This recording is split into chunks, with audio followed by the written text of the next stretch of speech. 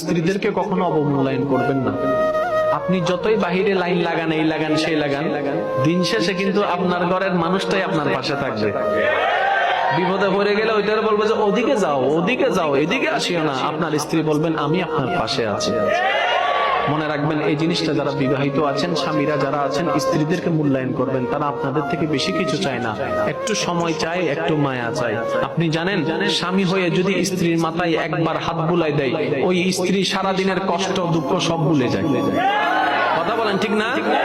বাবার বাড়িতে জন্ম হয়েছে, বড় হয়েছে, কিন্তু আপনার জন্য সে নিজের বাবার বাড়ি ছেড়ে চলে এসেছে এক অচিন বাড়িতে।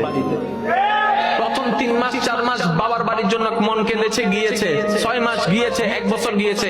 বাচ্চা হয়ে যাওয়ার পর, বাচ্চা বড় হওয়ার পর এখন ঠেললো আর যায় না, বলে যে না এখন আর যাব না, এখন আর যাব না। সন্তানের পরীক্ষা আছে, সন্তানের পড়া আছে, বাবার বাড়ি থেকে দাওয়াত দিলেও সে যায় না, বলে যে আমার সন্তানের